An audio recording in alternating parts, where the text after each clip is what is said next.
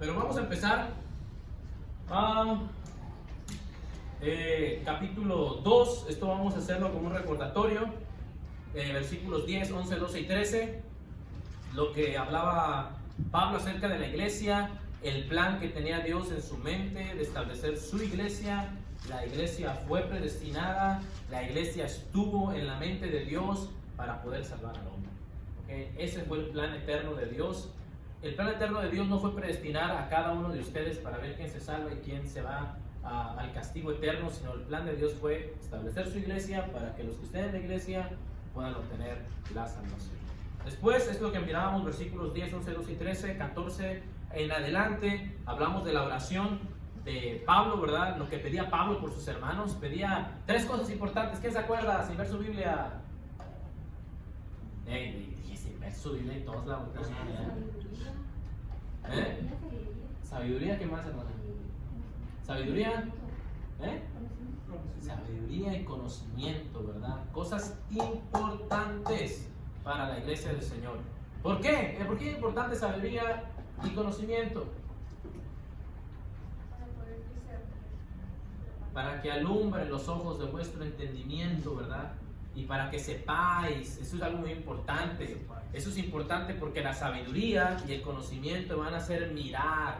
Acuérdense, algo muy importante, ahí lo que dice, alumbrando los ojos de vuestro entendimiento, brillar, dar a luz, revelar. Cuando uno no tiene sabiduría, no tiene conocimiento, no mira lo que realmente Dios quiere, lo que realmente Dios desea para su iglesia y lo que Dios también desea para cada uno de nosotros. Entonces, es lo que Pablo hablaba en estos versículos del 15 al 23, y hablábamos también del poder. Recuerde usted, versículos 19, 20, y cuál la supereminente grandeza de su poder para con nosotros los que creemos según la operación del poder de su fuerza. Okay, recuerde, Pablo habla y dice, el poder de Dios es supereminente, ¿verdad? Supereminente es algo que va más allá, que sobrepasa lo que podamos nosotros imaginar en cuanto al poder de Dios, ¿verdad? El poder de Dios es ilimitado, es inimaginable básicamente, ¿ok? Pero no solamente eso, sino que también Pablo dice, este poder de Dios primeramente se manifestó en Cristo, ¿verdad? Para que usted tenga una idea nomás, dice Pablo, del poder que tiene Dios, el cual operó en Cristo, resucitándole ¿de dónde? De los muertos, ¿verdad? Entonces ese es el poder de Dios. Imagínense nada más, nadie más tiene este poder, nadie más puede hacer estas cosas, solamente nuestro Dios. Pero el capítulo 2, que vamos a entrar ahorita, es un capítulo bastante interesante porque Pablo le habla a los cristianos haciéndoles ver la condición en la que se encontraban antes de venir a Cristo. Esa es la condición. Y versículo 1, fíjese, muy importante. Versículo 1 dice, y Él os dio vida a vosotros cuando estabais muertos en vuestros delitos y pecados. La pregunta es, ¿quién les dio vida? ¿Quién es Él? Jesús.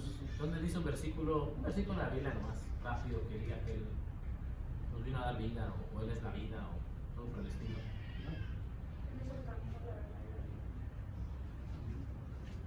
Texto. ¿Ah? Juan 14:6, ¿verdad? Juan 14:6, ¿qué más? Juan capítulo 10, versículo 10, ¿verdad? ¿Qué dice Juan 10:10? El ladrón viene para matar, hurtar y destruir, pero yo he venido a darles vida, y vida como en abundancia, ¿verdad?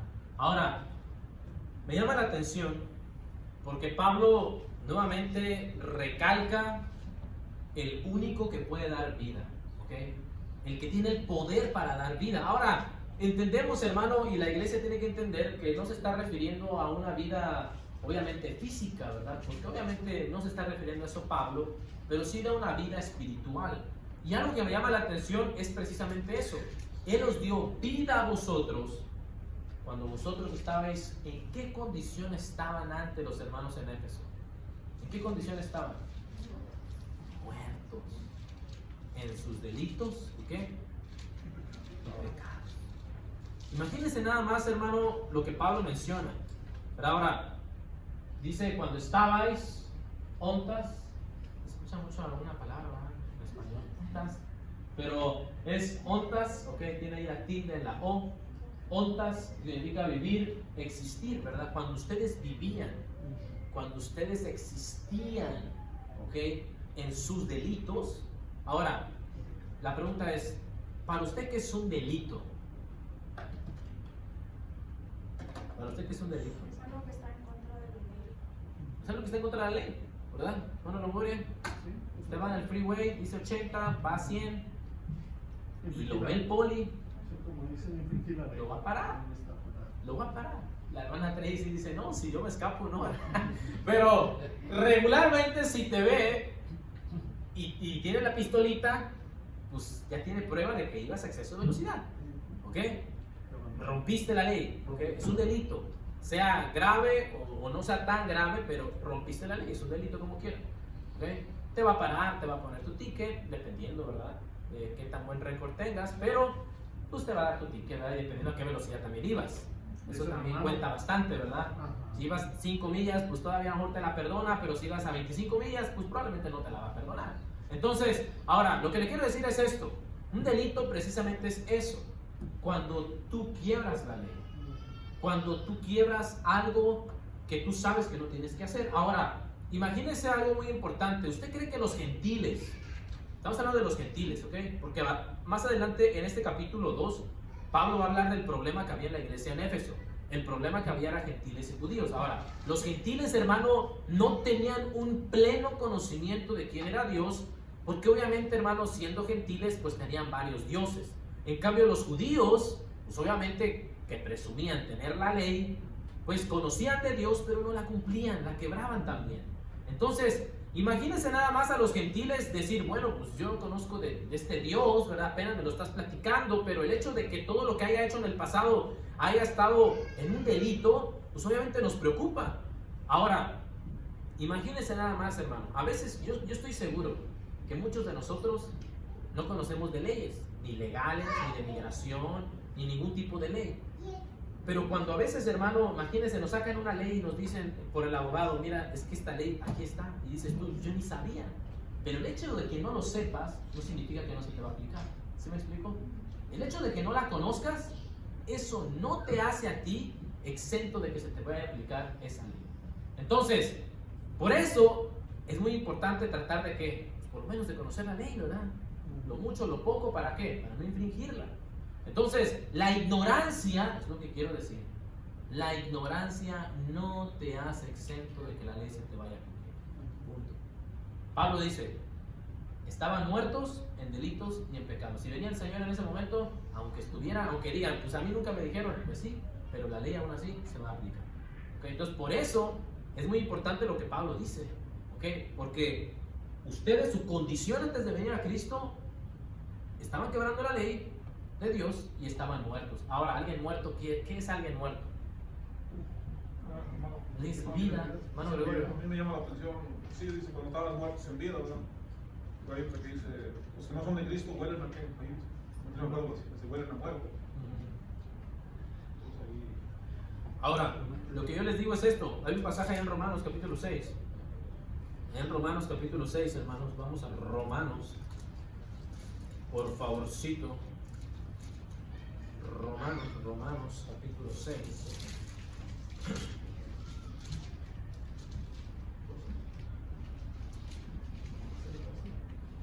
Dice lo que dice el 6.1.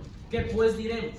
Perseveraremos en el pecado para que la gracia abunde en ninguna manera. Porque los que hemos muerto al pecado, ¿cómo viviremos aún en él? Ahora, recuerde, nosotros ya morimos ¿a qué? A nuestros pecados. ¿Okay? Esa es la muerte que Jesús, que Pablo le manifiesta a la iglesia. Ustedes estaban muertos en sus delitos y pecados. Físicamente no estaban muertos, ¿verdad? Estaban respirando, su corazón latía.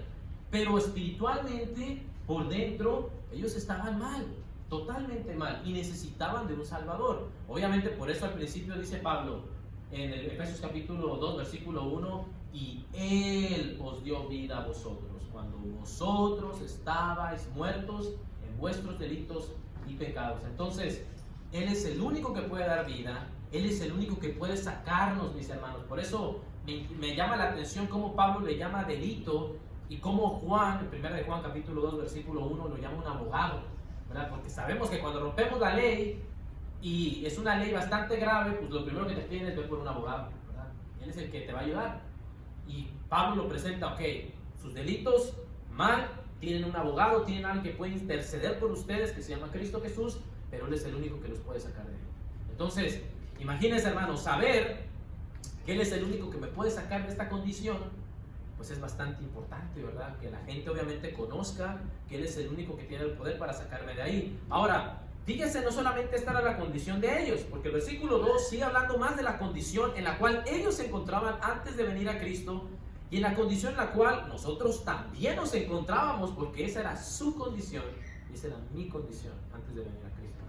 Versículo 2: en los cuales anduvisteis en otro tiempo, siguiendo la corriente de este mundo, conforme al príncipe de la potestad del aire, el espíritu que ahora opera en los hijos de desobediencia.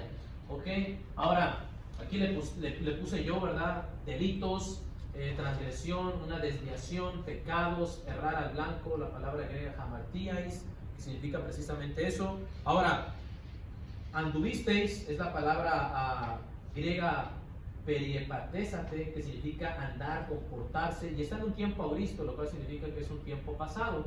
Ellos andaban antes así, ellos estuvieron una vez así, ellos vivieron una vez así, pero ahora ya no andan así, ¿verdad? ¿Por qué? Porque ya conocieron a Cristo, conocieron el Evangelio de Cristo, obedecieron el Evangelio de Cristo, pero antes anduvieron así.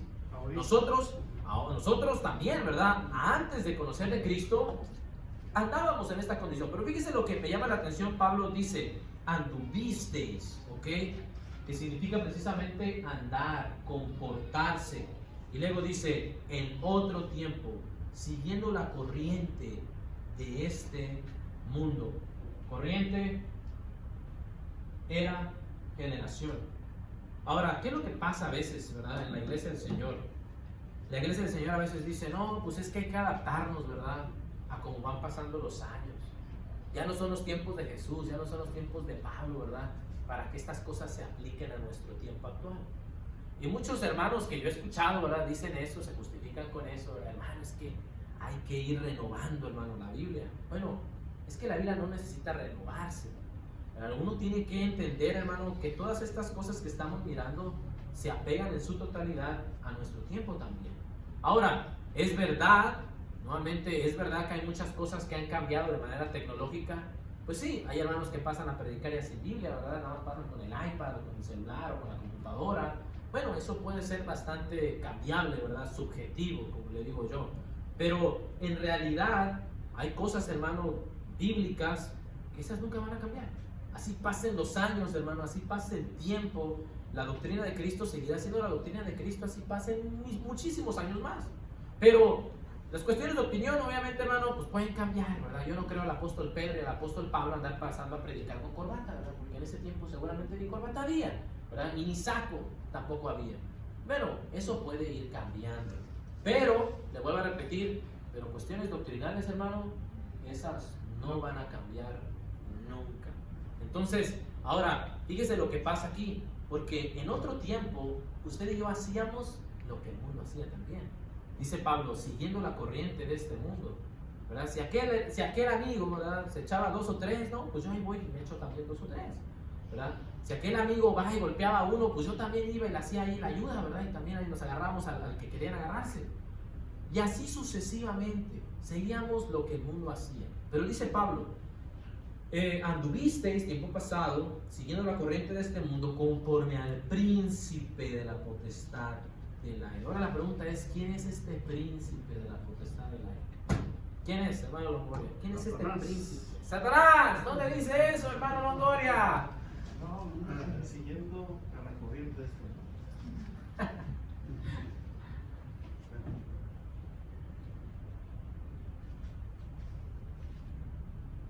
Juan capítulo 12, versículo 31, por favor, alguien que le dé lectura. Juan 12, 31, y alguien que busque Juan 14, 30.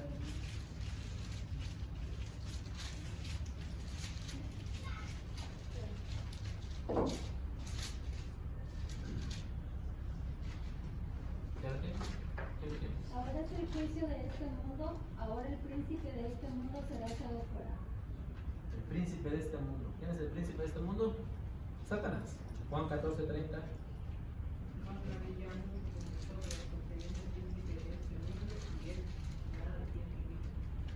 Él nada tiene en mí. ¿El príncipe de qué? De este mundo.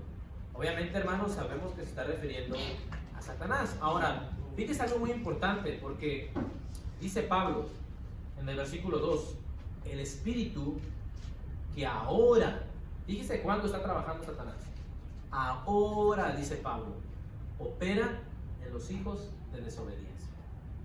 Entonces, imagínense nada más, hermano. Pablo dice, ustedes anduvieron en otro tiempo, siguiendo la corriente de este mundo, conforme al príncipe de la potestad del aire, en espíritu que ahora, ¿ok?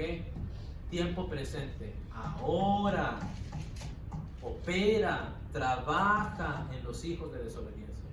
¿Qué es alguien desobediente, hermano, para usted? Pues alguien que nomás no va a hacer una cosa, no la hace. Puede ser en el trabajo o simplemente predicar la palabra. Hermano Cris. Puede ser. Alguien que rompe las reglas, muy bien. ¿Se acuerdan, hermanos, cuando su mamá le decía, vete por las tortillas? Vete por las tortillas. Vete por el refresco. Te me vas a comprar esto a la Walmart. Y que no iba. Que no iba. Desobediente. Y solo por las tortillas. Estamos poniendo solo por las tortillas. ¿Qué le esperaba a usted por no haber obedecido a su papá o a su mamá? ¿Qué le esperaba? Ay, hijito, no te preocupes, se te fueron las cabras. No pasa nada. ¿Así le esperaba? Toma, chiquito, ¿verdad? Por no haber obedecido. Ahora, ¿qué le quiero decir con esto? Dice Pablo, el espíritu, que obviamente sabemos que viene, fíjese dónde Pablo dice que se origina este espíritu de desobediencia, ¿ok? De Satanás, o sea, del enemigo directamente. Ahora, la pregunta es, si estos hijos de desobediencia tienen el espíritu de Satanás, porque es lo que está diciendo Pablo, podríamos decir que tienen el espíritu de Cristo también. ¿Sí o no? ¿Qué dice usted? Yes or no? O la mitad y la mitad. ¿Qué piensa usted? ¿La mitad y la mitad? No, ¿verdad? Huye. Lo que pasa es algo muy claro, ¿verdad? Y dice Pablo, hey, si tienes el espíritu que opera en ti, en los hijos de desobediencia, pues obviamente no tienes el espíritu de Cristo. Así de simple, ¿verdad? Y sencillo.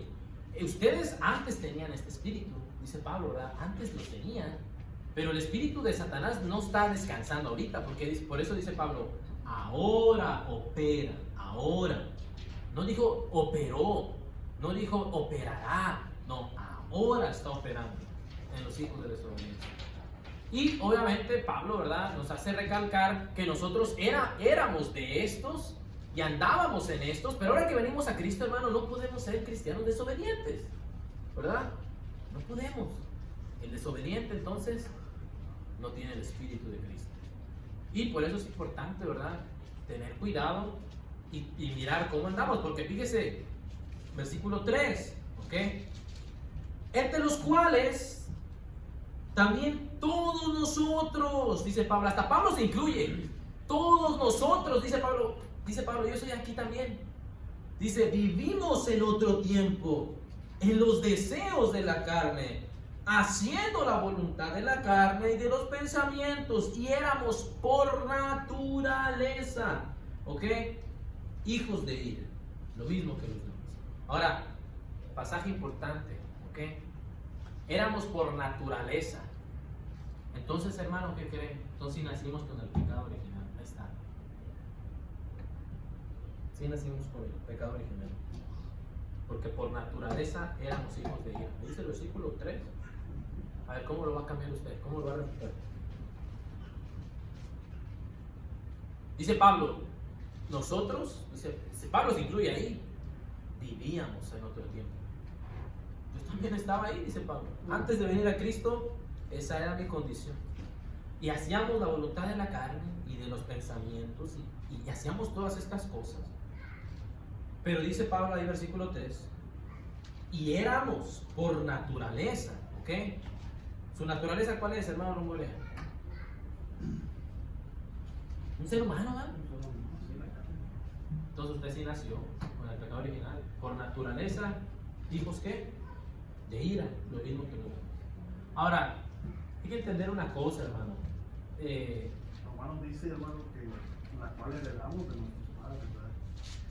Amén. Dice que- Primera de Pedro 1:18. Algo así parece que dice Los cuales fuiste rescatados de vuestra vana manera de vivir, la cual recibisteis de vuestros padres, ¿verdad?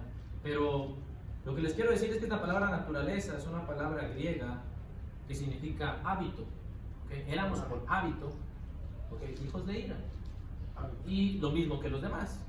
Pero Pablo, hermano, nos habla de lo que usted y yo éramos antes, de lo que antes hacíamos, la voluntad, los deseos de la carne, de los pensamientos. Por eso Pablo, hermano, es muy claro en cuanto habla los deseos de la carne, de los pensamientos, de lo que podemos tener aquí, de lo que podemos tener aquí, porque obviamente, hermano, ya lo que podamos pensar, lo que podamos creer, hermano, ya viene sobrando totalmente, ¿verdad? O sea, ya no hay cabida en las cosas de Dios. Yo pienso, yo creo que esto puede ser. O sea, en las cosas de Dios ya no hay esto, porque eso es lo que hacíamos antes cuando estábamos fuera de Cristo. Eso era lo que hacíamos. No, pues yo pienso que está bien esto, ¿verdad? No, pues yo creo que si me echo una no pasa nada, ¿verdad? Si lo controlo bien, no pasa nada. Yo pienso que también podría hacer esto, pero no es que no se trata de pensar, no se trata de creer ahora se trata de seguir la voluntad de Dios. La voluntad de la carne antes la hacíamos. Eso es lo que dice Pablo, nosotros, yo también, dice Pablo, ahí me incluyo, ahí estaba yo también. Versículo 3, vivimos en otro tiempo, en los deseos de la carne, haciendo la voluntad de la carne y de los pensamientos, y éramos por naturaleza hijos de ira, lo mismo que los demás. Pero versículo 4 en adelante me encanta, hermano. ¿Sabe por qué? Porque Pablo ya va a empezar a hablar, hermano, ya no de lo que antes hacíamos y de lo que ya no deberíamos de hacer, ¿ok? Versículos del 1 al 3 es lo que antes hacíamos y que ya no deberíamos de hacer. Pero en el 4, hermano, en adelante, va a hablar de aquel que nos sacó de ahí. Va a hablar Pablo de la condición que ahora gozamos, ¿ok? De la cual deberíamos de gozar, más bien. Pero no, si no gozamos es porque todavía seguimos en los primeros 3 versículos, ¿ok? Entonces, dice el versículo 4, pero Dios, ahí está, el pero, ¿verdad?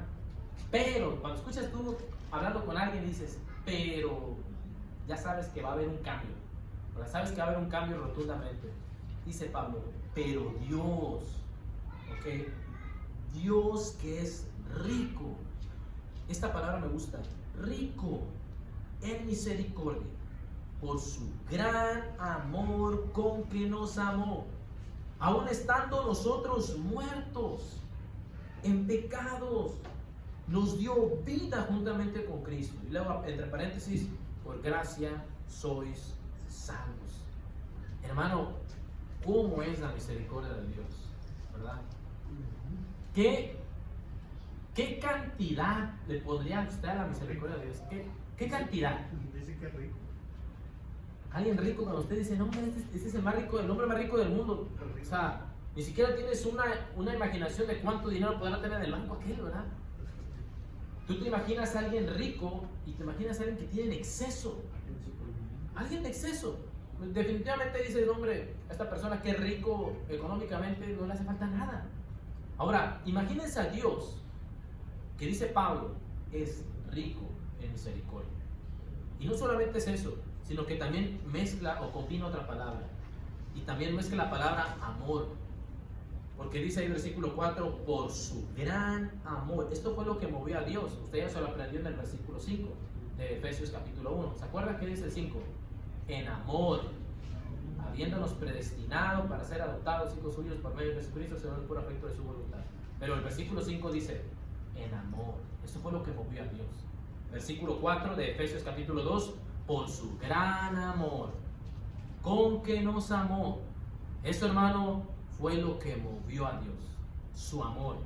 Ahora, la misericordia de Dios. Yo en una ocasión les dije que no hay que confundir lo que es gracia, misericordia y justicia. ¿Verdad? Una vez le mencioné un ejemplo en un sermón, me acuerdo bien, de estas tres cosas, porque son tres cosas, son tres palabras que parecen casi iguales, pero no son iguales, ¿verdad? Porque la misericordia se podría aplicar de la siguiente manera, un ejemplo nada más secular, el ejemplo que estábamos hablando ahorita del carro. Si usted va a exceso de velocidad, ¿ok? Dice 80 y usted va a 90, lo ve el policía, lo para el policía obviamente le va a decir, hey, tu licencia, tu aseguranza, usted se la va a mostrar, y el policía supongamos que tuvo misericordia de usted y le da un warning nada más, ¿verdad? Y dices tú, gracias, ¿verdad? Policía, no, hombre, te debo un lonche, ¿verdad? Y te vas, ¿verdad? Te la perdonó, la verdad, te la perdonó, la misericordia del policía te la perdonó. Ahora, la justicia, ¿qué hubiera sido? Bueno, supongamos que vas a los 90, ahí dice 80, te para el policía y te dice el policía, no te la perdono esta vez, te pone el ticket. Hijo, eso es justicia. ¿Por qué? Porque te lo merecías, ¿verdad? Rompiste la ley, rompiste el límite. Sí, te toca tu ticket, ¿verdad? Eso es justicia. Ahora, la gracia, ¿ok? Hubiera sido que te para el policía, vas a 90, exceso de velocidad, te para el policía, te pide la licencia, la aseguranza, llega y te da $100 y te dice, ahí está Pachesco, y te va. La mala Tracy dice, hombre, ¿dónde está ese policía? ¿Verdad? ¿Dónde está? Bueno, eso es precisamente la gracia, el don de Dios. Por eso dice el versículo 5, por gracia sois salvos. Imagínese que el poli te tire $100. No, hombre, pues eso nunca lo vas a ver. Es algo que no te merecías, honestamente, ¿verdad? Es algo que no te ganaste, pero que aún así te lo dieron. Ahora, yo pago el ticket. Sí, no, yo te lo pago, no te preocupes, no pasa nada. Vale. Pero lo que le quiero decir es que la misericordia de Dios, es precisamente eso, ¿ok? Dios es paciente y la paciencia de Dios es precisamente en donde se muestra su misericordia. Hoy, hermano, ¿tenemos la misericordia de Dios en nuestra vida? Sí. ¿Por qué? Porque nuestro Dios, hermano, si fuera un Dios justo, la primera que te equivocas, la primera que te pelas, ¿verdad? Adiós, así de fácil. ¿Por qué? Porque eso es lo justo. Romanos 3:23, ¿verdad? La paga del pecado es ¿qué? Muerte. No, hombre, nada más una vez que te equivoques, no muere. Una vez. Ananías y Zafira, Hechos capítulo 5. Una vez se equivocaron, una vez los consumió. Ni tiempo de pedir perdón les dio. Eso sí era justicia. Ahora Dios no hace justicia ahorita no. Porque después se lo va a dar. Sí, claro, después lo va a dar. Ahorita la misericordia de Dios se manifiesta en que tenemos tiempo para arrepentirnos, ¿verdad? Pero si Dios fuera justo ahorita, no, hombre, hermano, qué rato ya no hubiéramos estado aquí. La verdad, si Dios fuera un Dios justo. Ahora, la misericordia de Dios es, hey, hay tiempo todavía. Hey, haz las cosas bien. La misericordia. ¿Ok? Y luego dice el amor. ¿Nos tiene mucho amor Dios? Por supuesto que sí. Por eso dice ahí versículo 5, aún estando nosotros muertos en vuestros delitos y pecados, en nuestros pecados, nos dio vida juntamente con Cristo. Y luego dice ahí, por gracia sois salvos. Hermano, me encanta lo que Pablo dice porque dice, aún nosotros estando muertos en pecados, tenemos la oportunidad de tener vida en Cristo. Imagínense nada más, hermano. Ahora, lo que yo le quiero decir es esto muy importante porque obviamente lo que Pablo no quiere decir es que Cristo tiene relación con el pecado. No, claro que no.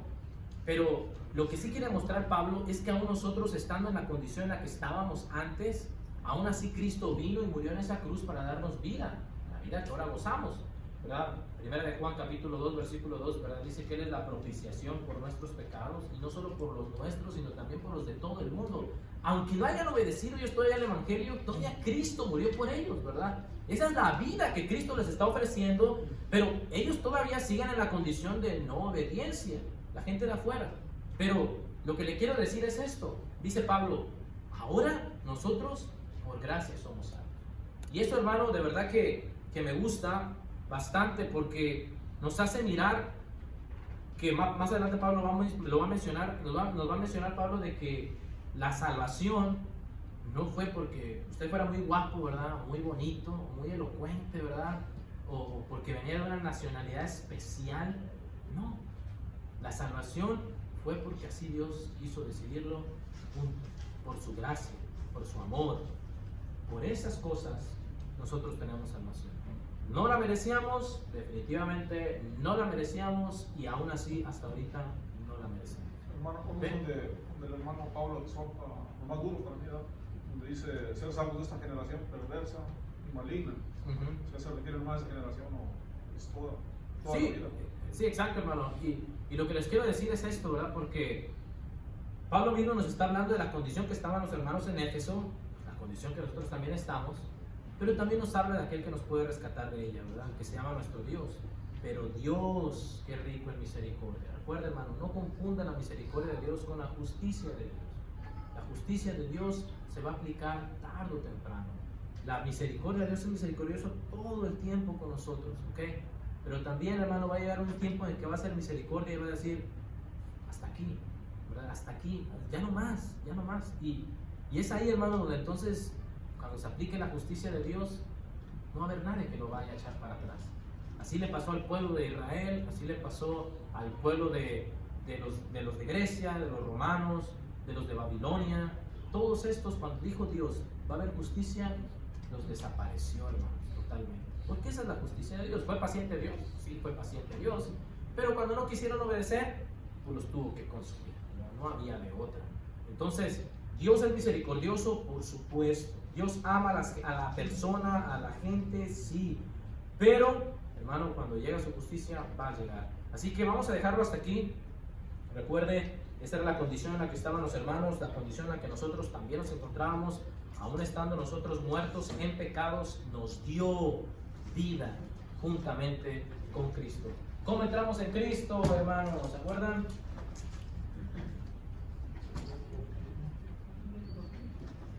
¿Sí? ¿Dónde está? ¿Dónde? Gálatas. ¿Ah? 3:27. Sí, correcto. Gálatas 3:27. Y todos los que habéis sido bautizados en Cristo, de Cristo estáis revestidos. Así que eso es lo que nos hace estar juntamente con Él. ¿La recuerde? Efesios capítulo 1, versículos 22 y 23. Y sometió todas las cosas debajo de sus pies y lo dio por cabeza sobre todas las cosas a la iglesia, la cual es su cuerpo, la plenitud de aquel que todo lo llena en todo. ¿Quiere formar parte del cuerpo de Cristo? ¿Quiere estar juntamente con Cristo? Tiene que obedecer el Evangelio de Cristo.